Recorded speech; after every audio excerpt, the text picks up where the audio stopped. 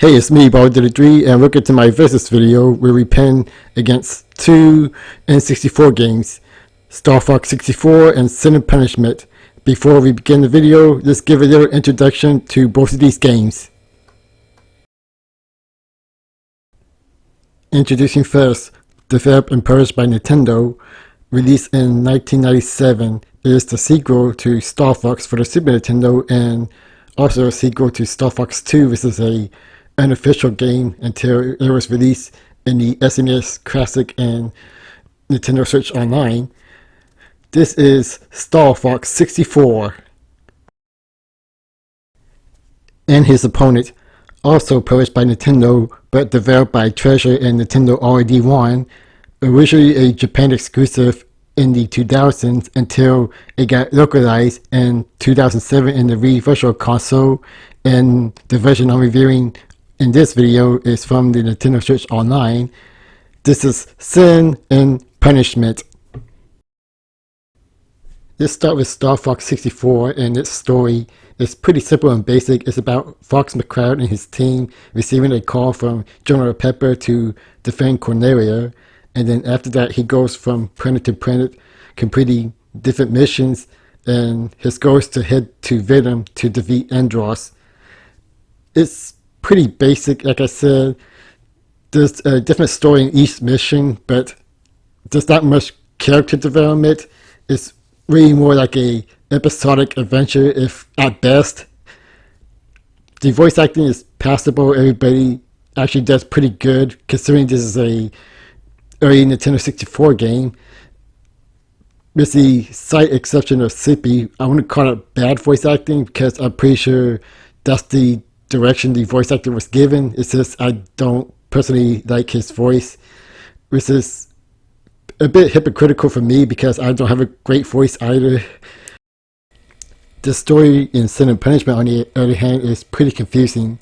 Now you're probably looking at the footage and assuming it's because it's in Japanese, but well, the text is in Japanese, but the voice acting is already enough in English. I'm not sure if that's in the original Japanese release, but this version, both the Wii and the Nintendo Switch Online, has English voice acting. I know it stars three characters named Archie, Sashi, and Iron. And, well, that's pretty much all I gathered from it. So the rest I'm going to read from the Wiki, at least parts of it. These three are here to defend Japan from the government. They created these creatures called ruffians, these things that our characters are killing, and they created these creatures to, pretty much feed on the meat. This is a post-apocalyptic world where food is very low, and one of the main characters, Saki, turns into one. I wish I could talk about more, but that's pretty much all I can understand, and I don't want to spoil too much. The voice acting, on the other hand, is not pretty good. I don't know why Nintendo didn't get, similar quality voice actors, just like in Star Fox 64, which came out in 1997. The voice acting in Carcass Bad Fur Day is much better, even though it only has like 3 people. But I really say that the visual presentation wise is much better than Star Fox. It's pretty impressive that there's a lot of cutscenes that you can watch, and I believe this Nintendo 64 game doesn't use the expansion pack, so that's actually pretty impressive on a technological, point of view. The gameplay in Star Fox 64 is pretty easy to pick up, although it does have a training mode if you need a little help. It has 2 different modes, on rails and all range. On rails is pretty much going straight forward, dodging objects and shooting enemies in front of you, while all range mode gives you the freedom to go around a level, although it's pretty much in a big circle, and most of the time it's used in boss battles. There's also different vehicles you can play as, a tank and a submarine. The submarine you only use once, and it plays pretty similar to the R-Ring, where the tank is also a bit similar, but it's mostly to the ground. And the AI in the game, it helps a little bit, mostly in dialogue, but for the most part, it's just there for show. They don't help out in a major way. And there's also little shortcuts and secrets that you can find. Like in the first level, you have a chance to fight either one or two bosses depending what you do. So there's replayability because of that. Sin and Punishment, on the other hand, it's pretty difficult to pick up, especially if you're not using a regular Nintendo 64 controller.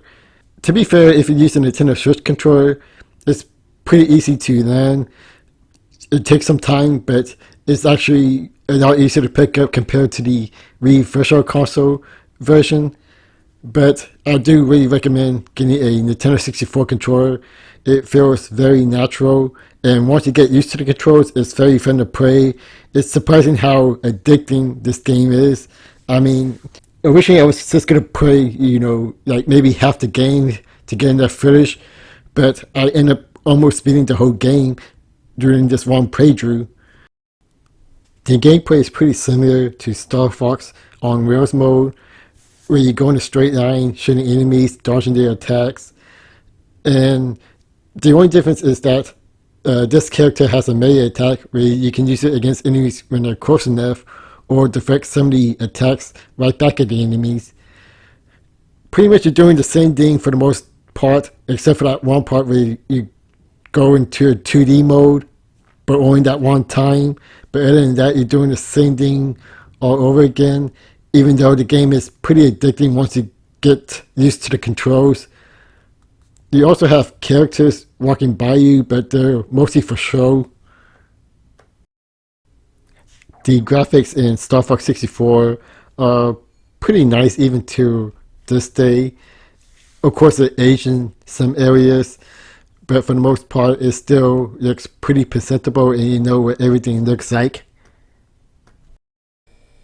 Sin and Punishment, on the other hand, is pretty weird looking, and sometimes it's hard to tell where things are. I want to say it looks better on the original old television rather than in HD television, but still the graphics definitely didn't age pretty well, and this is a late 2000 game. But like I said before, it does have a lot of cutscenes, which is pretty impressive for an old game like this. The only other game that has a lot of cutscenes was Conker's Bad Fur Day, at least the one that I played. Maybe there's some others I'm not familiar with.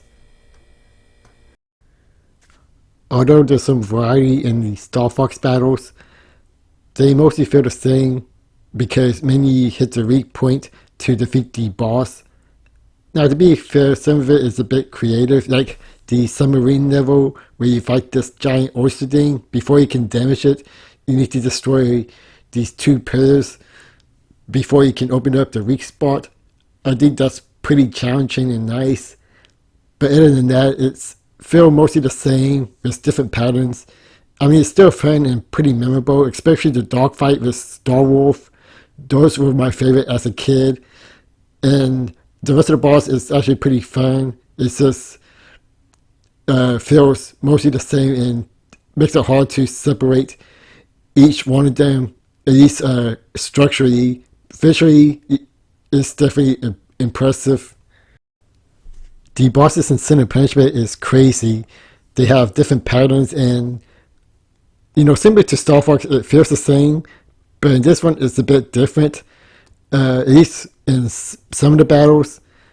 Like, for example, there's this one boss battle with the cat, and my original strategy, or my usual strategy, is to just shoot it while dodging the attack, and that's why I noticed there's a time limit at the top, and not being able to defeat the boss fast enough caused me to use a life. So I had to do a different strategy, and what I didn't realize is that I could jump and use a melee attack to defeat the cat a lot faster. Although that's a little thing, it doesn't really seem like much. I had some genuine fun solving that little quote-unquote puzzle because it's kind of gives me a challenge that I didn't know was actually there. And that's what I like about Sin and Punishment boss battles. It's more challenging and creative. Alright, time to pick a winner. And honestly, if this was just mainly based on gameplay, I would have picked Sin and Punishment. But judging by each game as a whole, with everything in it, I have to go with Star Fox 64.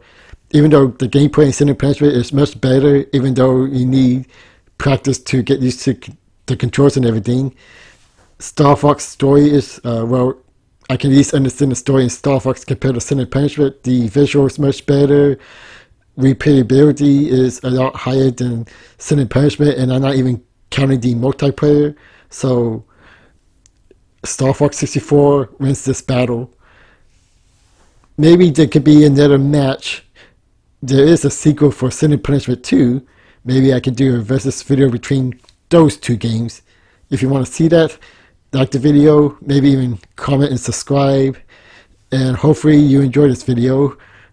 Sorry if I'm a bit rough. I haven't been doing this versus video for a long time. But hopefully I can get back on schedule and release one of these once a month. Hopefully. This is me, Bobbert 33, and I catch you guys later.